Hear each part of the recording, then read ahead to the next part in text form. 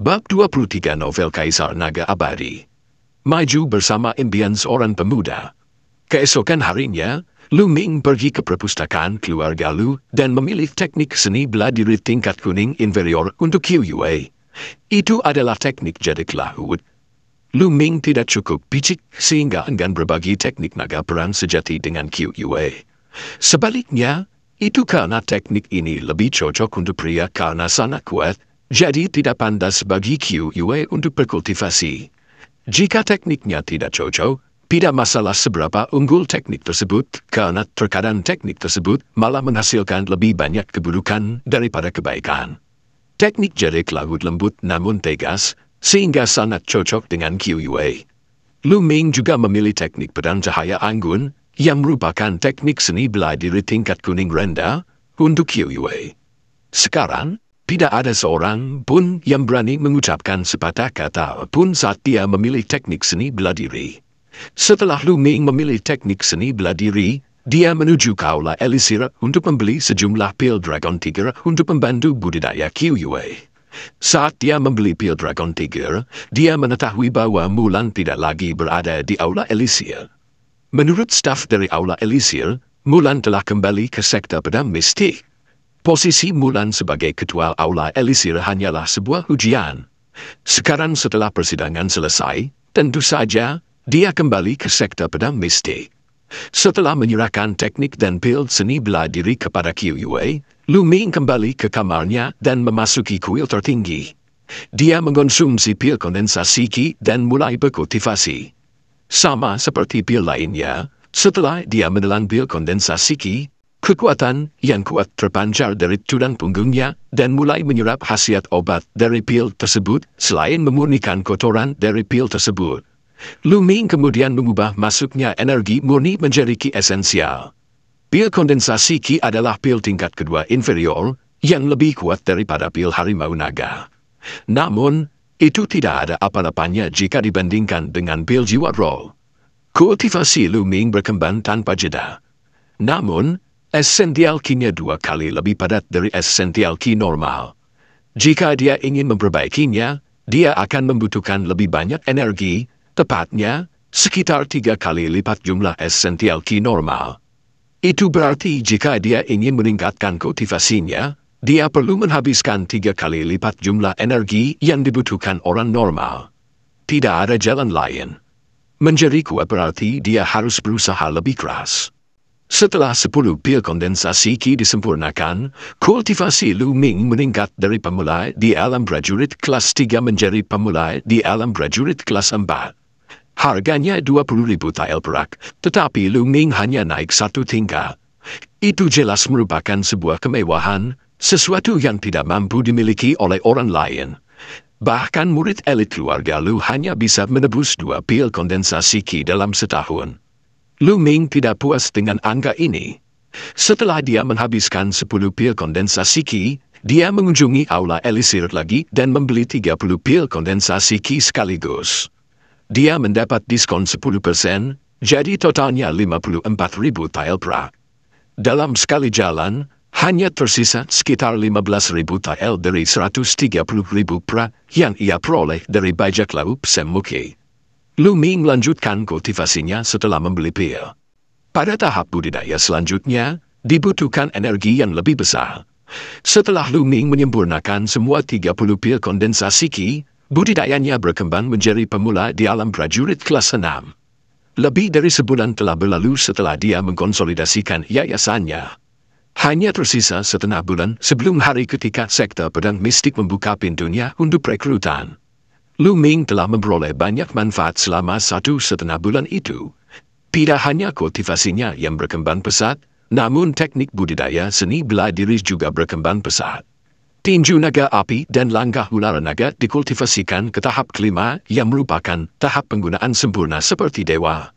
Teknik pedang tingkat kuning unggul, teknik pedang berkilau, telah dikembangkan hingga tahap keempat yang merupakan tahap penguasaan teknik. Kekuatan Lu Ming mengalami peningkatan yang cukup besar dibandingkan rapat DPR 1,5 bulan lalu. Namun, QUA adalah yang paling menakjubkan.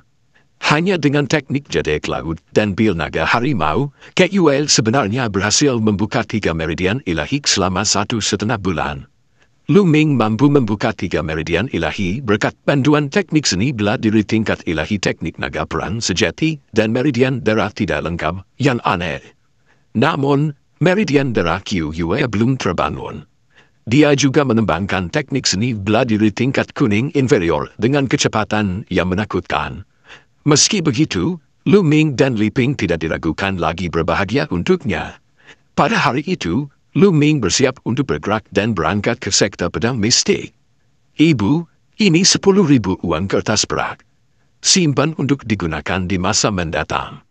Dia mengeluarkan setumpuk uang kertas perak di halaman dan menyerahkannya kepada Li Ping. Ming apa yang kamu lakukan? Anda akan menuju ke sektor pedang mistik di mana akan ada banyak tempat di mana Anda membutuhkan perak untuk mulanya. Mengapa kamu memberikannya kepadaku? Aku akan berada di kediaman Lu di mana aku tidak kekurangan apa-apa. Li Ping dengan cepat mengembalikan uang kertas perak itu kepada Lu Ming. Ibu, saya menemukan keajaiban. Saya tidak butuh uang. Anda harus menyimpannya dan meluangkan waktu untuk membelanjakannya di masa depan. Melihat betapa percaya diri dan tegasnya Lu Ming, Li Ping tidak menolak catatan itu dan menyimpannya. Saat dia menatap tatapan tajamnya, Li Ping merasakan kenyamanan dan kebanggaan yang tiada tara. Putranya akhirnya mencapai kehebatan. Ming izinkan QUA menemanimu ke sektor pedang mistik kali ini. Li Ping tersenyum lembut setelah merenung sejenak. Di sampingnya, ekspresi QUA berubah. Nyonya, siapa yang akan menjagamu jika aku pergi? Gadis bodoh, bukankah aku punya Chihunto dan ketiga garis itu sekarang? Tidak perlu khawatir, tidak ada yang akan menjagaku. Selain itu, Anda berbakat dalam seni bela diri. Akan sia-sia jika kamu tetap bersamaku, kata Li Ping sambil menepuk kepala QUA. Nyonya, QUA mulai terisak saat air mata mengalir di matanya. Lu Ming berseru kegiranan karena memang benar QUA memiliki bakat seni bela diri, jadi tinggal bersama keluarga Lu benar-benar menyanyiakan bakatnya. Lu Ming memiliki pemikiran yang sama untuk membawa QUA ke sektor pedang mistik untuk melihat apakah dia bisa bergabung dengan sekolah tersebut. Mungkin, seseorang di sektor pedang mistik dapat membantunya membangunkan meridian darahnya. Baiklah, Ming ini belum pagi lagi. Kamu harus mulai bergerak sekarang. Li Ping mengingatkan. Kalau begitu, kami pamit sekarang, Bu. Mohon jaga dirimu baik-baik. Lu Ming merasa enggan untuk pergi. Pergilah. Hati-hati. Li Ping tersenyum. Nyonya, tolong jaga dirimu. Aku akan kembali mengunjungimu, kata QUA dengan mata berkaca-kaca. Pergilah. Li Ping mengangguk memberi semangat. Lu Ming menjawab dengan anggukan kepala. Tanpa banyak bicara, dia berbalik dan pergi bersama QUA. Beberapa hal lebih baik dilakukan daripada diucapkan. Saat dia melihat sosok Lu Ming menghilang, mata Li Ping mulai memerah. Ming aku yakin kamu akan benar-benar menjadi orang yang kuat saat aku bertemu denganmu lagi, sama seperti ayahmu, dia bergumam pada dirinya sendiri. Lu Ming tiba di kandang keluarga Lu bersama QUA.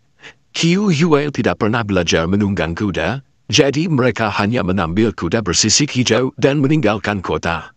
Di luar kota angin api, Lu Ming menjentikkan kendali di tangannya. Kuda bersisik hijau itu berlari kencang seperti angin kencang, meninggalkan jejak debu. Di tanah yang luas dan tak terbatas, QUA terbungkus dalam pelukan Lu Ming. Saat mereka berlari ke kejauhan, dia menendus aroma samar yang berasal dari rambutnya. Gelombang ambisi dan kebanggaan tiba-tiba muncul di hatinya. Untuk minum dan berbaring di pangkuan wanita cantik, dan berkeliling dunia hanya dengan membawa pedang di tangan untuk membalas budi dan dendam, dan ditemani oleh orang yang dicintai, inilah impian seorang pemuda. Impian seorang pemuda selamanya akan menjadi jauh. Dia akan mengambil sebotol anggur tanpa filter dan menulis lagu tentang cinta yang hilang, menjalani hidup sepenuhnya.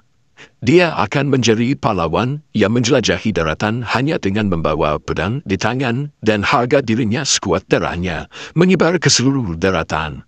Karena Lu Ming telah memperoleh kuil tertinggi dalam kehidupan ini dan bangkit dari abu, dia tidak akan menjalani kehidupan normal.